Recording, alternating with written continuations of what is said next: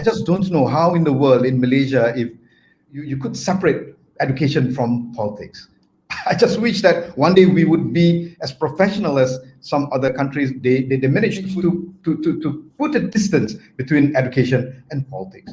I would advise our viewers and listeners to grab a copy of this book and have a read of that topic per se. As I mentioned in that book, this is one of the reasons why Tun Dr. Mahathir, before I received the email from him asking me to render back the position to him, because he was the one who appointed me at that position. Okay, the problem with that program, the One Bestari Net and few other contracts with that specific company that was initiated since the days of our former Prime Minister, and who happened to be the president of my former party, it performed badly. And when their contract ended, they wanted to continue or to renew their contract, and based on the professional evaluation, we decided not to renew the contract. And Auditor General report was talking about that, and a lot of other reports. The PAC in the Parliament has been discussing about these topics, and they are still discussing about this issue. And a lot of complaints from the teachers, from the parents, from the students, from schools. At the end of the day, we decided not to continue with the contract. And as a result, that made, what, according to the then Prime Minister, my former boss, according to him, he said that made my party president very upset.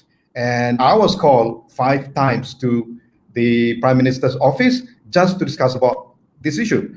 There were 2 times where I brought with me the leadership of Minister of Education to explain to the Prime Minister in length and professionally about what really happened and what led us to that decision.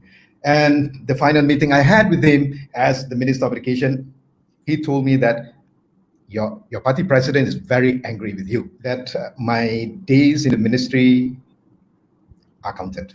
So I know that's the price I have to pay, just like I mentioned in the book, that when I jumped into politics, when I took my oath in front before the Yang di-Pertuan Agong, it's people first, it's country first.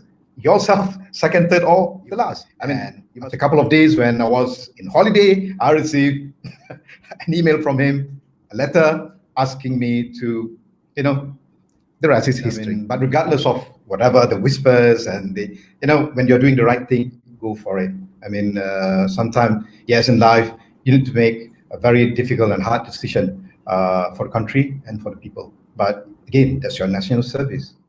What I fear most is if you start beginning to compromise or to trade off any of your principles, there will be a slippery slope. There will be a slippery slope. Yeah. If you begin to compromise any of your principles, that will be a slippery slope.